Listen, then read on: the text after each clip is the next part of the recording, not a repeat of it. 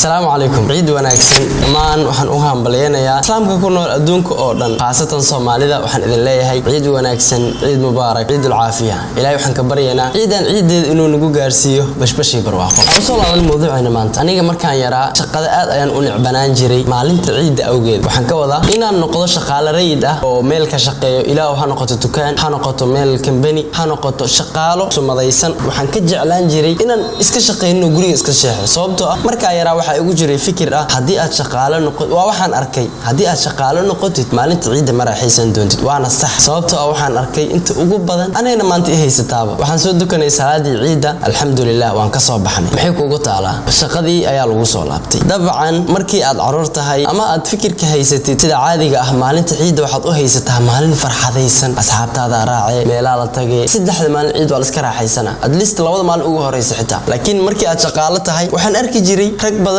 oo saaxiibada uga waaweyn ama walaalahay ah oo maalinta ciida salaada ciida markayna la dugtaan kadib waxay aadi jireen goobahooda shaqada halkaan ayaa igu jirtay aniga maanan ahay sababahaas awgeeda ayaana keentay inaan u naco shaqada maalinta ciida awgeeda hadii la dhihi lahaa kaalay soo shaqo gal waxaan dhihi lahaa qofkaas soo fariisanayo maamul ma tahay adiga ha amse owner ma tahay ha maalinta ciida iyo maalinta labaad ma ku iimaanay shaqada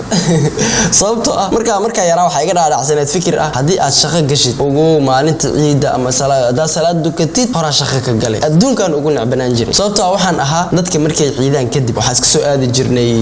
saala badda la iska aadaya meelaha quruxda badan leh beeraha la iska aada wala baashaala saasan aaminsanaa jiray macna saasaan aniga jeclaa laakiin markaan soo weynaaday garaadkayga soo xoogeystay wax bartay shaqo aan helay oo maanta shaqadii aan joogo dabcan markii aan isweydiiyo wallahi waxaan isleeyahay niyo yaraantaada waxa waaye waxaad shaqada u nacbanaan jirtay waa maalinta ciida awgeed waa maalintan awgeed dabcan salaadii la soo dugtay alxamdulillah waa laga soo baxay sibir yar familki ila la soo galay waa la soo orday intee shaqadii sababtoo ah hada shaqaalaha wiilka ma aadan weynaanin inaad dhahdid maanta ma iimaan kar shaqada la sii wado ma aadan gaarin laakiin maanta waxaad joogtaa heer aad saale qof dhan shaqadiisa aad kala wado markii aan yaraa markii aan ku dhahayo shaqo waan nicbanaan jiray kaliya waxaan u nicbanaan jiray maalinta ciid awgeed hadii meesha laga saari lahaa maalinta ciid maanta ku xig la dhihi lahaa firiyaatihiin shaqada waa iska iimaan lahaa laakiin shaqadu ma ahan mid ciid u joogsanayso fikirka hadda aan aaminsanahay ayaa wuxuu yahay fikirka hore wuxuu ahaa shaqada iska daa maalinta ciid awgeed laakiin fikirka maanta wuxuu yahay hal maalin oo ciid waa hal maalin maalinta labaad ama maalinta saddexaad way dhamaanaysaa ciid hal maalin oo ciid ma shaqadaada maalinlaha u burburinaysaa waa maya soo ciid salaad soo duko hore shaqadaada ka imo sababtoo ah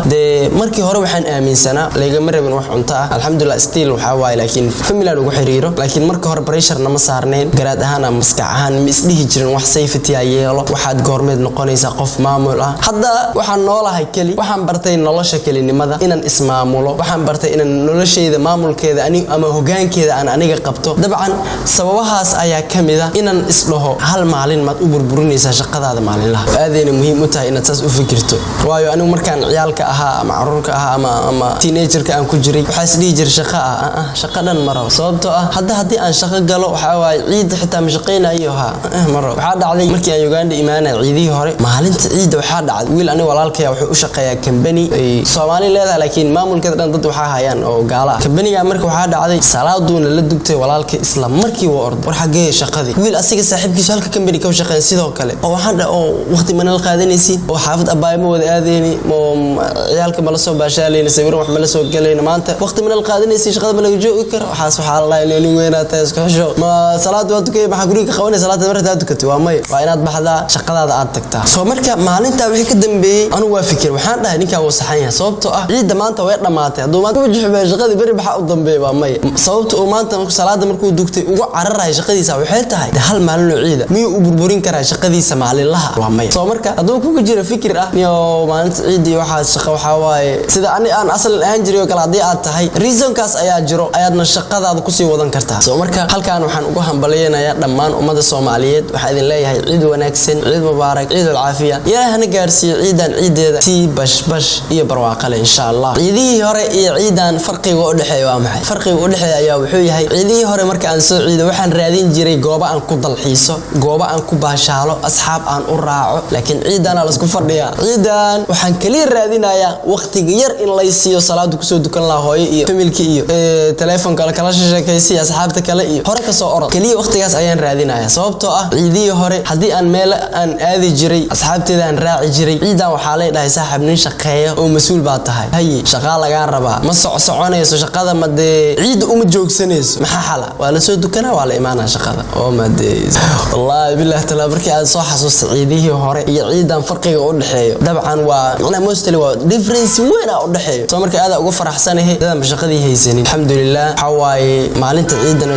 khayrkeeda ilaahay hana siiyo farxadeeda waa bahelnay ma sha Allah dhamaantii inta shaqeynaysan oo aniga camal ahaan waxa idin leeyahay sabr iyo iimaan Allah naga siiyo wixii baashaala waa inuu caawo laakiin wixii maalin la caawaay taabti kale oo bila shaqada ama bila amalka haloo daayo marka insha Allah waxa waaye man raaw ina muuqaalka ku sii dheeraado kaliya mararka qaar markii aad soo xasuusato caruurnimadaada iyo waxa waaye waxay kugu taawanaysaa sababtoo ah aniga sida caadi ahaantaba waxa dhacday hadda ka hor aniga Soomaali joogo waxa dhacday hadda ka hor waxaan ka shaqeynaa meel yar maqaaxi Soomaali markaas waxa dhacday shaqadii intaan ku jiray shaqo yar oo qaybna familka camal qaraabo ahayd maalin ciid ah imaatay anna waxa u bartay maalinta ciid ah inaan baxo aan raaco asxaabtayda aan soo baashaalo oo waxaan u bartay sawir soo galgalna badal la aado Daarusalaam iyo meelahaas la aado la soo baashaala u bartay xasuusta wallahi loo kala takin eeda jeclahay maqaaxi yar waxaan furneedo chickenka iyo jibsiga waxaas ahayd soo anna markaas jibsi iyo chickenka aaba duwaay doorada iyo jibsigeeda take away yara jiro take awaygaas doorada lugta cajarka markii la saaro kasiro jibsiga iyo ketchup iyo rooti warwareega jira la saari jira lagu xiri jira intaas oo dhan waa hal door aan jirto soo markii meesha ka shaqeyn jiray ciid arafay ahayd waa xasuustaa maalinta ciid waxa la dhahay subax iska soo ciideysta laakiin galabkii shaqaa jir anagana galabkii waa marka kaliyan baashaalno oo baxna asxaabta raacno Daarusalaam la iska tago sawir la soo galo asxaab wiili gabdha la israaco ay ahayd wallahi maalintaas waxa waay waxaan dhahay shaqo mise wax kale ha maalintaan qof uraadsada maxaa dhacay ma iimaanay ani asxaabteeda raaca waa soo ciideysana shaqada maalintaas ku baxay waxaan huwa haday ahaan lahayd shaqo kale ama dad kale ay leeyihiin maanta shaqada maanan joogi leen waa laga ciirin lahaa qoyskayga qof kale la keeni lahaa sababta telefoonkan waa ku dhageystay markaana waa aan yaraa waxa la dhahay 20 jir intuu geed ka buudo talana ka booda soo marka telefoonna ma qaban asxaabteeda iska raacay waxa xasuusta Daarusalaam la iska aaday sawiraal iska soo galgal habeenkii 4 saacan ka imaaday soo maalintii kale shaqada markii aan tagay waxa uga tagay wiilka saaxiibkiisa shaqeynayay waxoogaa iga xanaaqsan maalintii kale kaligiisaan dhigay garab muusan iga helin xawaaye aad u iga xumaaday sababta waxa la dhahay qofku markuu doorada sii duduwaayo kana inuu taag iyaga sii xirxiro qofka imaado biyo wax ka gado soo maalinta marka aadan garab la'aan u dhigay saaxiibkay waxa halkaan karaal gelinaya waxaan ahaa qof iska yar mentality-giisa halkaas ah oo fikir badan oo jirin waa iska ogtaa waxyaalaha na wadayna mararka qaar noloshaada maalinlaha ama shaqadaada maalinlaha burburinaysa inaad baxdo oo asxaab la baashaasho qasaaraha maalintaas aan qabay hadii aan wax yar ka taabto maalinta qasaaraha aan qabay wuxuu ahaa soo aniga mushaar waxaan qaadan jiray at least $2 iska dhig $2 markii la sarfo konton miya meelahaas waa konton oo waxaan qaadan jiray Uganda shilin la soo dhiirabdo konton oo shilin Soomaaliya qaadan jiray kontonkaas kun soo marka ana qaadan jiray habeenkii markii shaqada aan ka baxayo Soomaaliya u qaadan jiray marka waxa dhacdayba maalintaas inay ani iga baxdo wallahi at least lacag $20 amal markii Daarusalaam la aaday transportka go and bag aha Daarusalaam markii la tagay sawirada kaamirada lagu galay soo markaas cameraman haysan sawirada kaamirada lagu galay الله مستعان أصحابتي الراعي وحلعك كنا باشالكي ماشي عنتدي قضاء الآن باجرتي يا عشدي ماشي لقى أدليس لعك $20 كل ده في زيك بحث صمرك أنا ما فائدة قبل مس أنا خسارة خو هدي أنا شقدي هذه لها أنا لعك $20 فائدة هلي لها لكن هدي كستيرو شقدك باخذي وحن هلي خسارة $20 صمرك كمان حمي خسارة هاس أو أصحابتي دان دي سكوتر السنة باشالك عن سوقاتي مي إلى بكرة ور هل عيد باشال كان قاتي أنت سعيد من أنا مركز لقى سؤال عيد ولا باشال كان قاتي to ah markii asxaab meel isku wada raacdaan la soo wada baashaalo meel fiican aad tagtaan la soo dalciiso adliis iska ogtay baashaalka soo helaysa asxaab isla korteen markii hal gaari wada raacdaan intuu gaariga safarkaas sii socdo baashaalka la baashaalayo qosolka iyo qaraaxada waad ogtahay hadana waxaan ahaan jiray intuu ugu badan dadka gaariga gadaal ka fariisto gaariga markuu socdo kalaam soo kalaamo ma aragtay macnaha waxa laga wada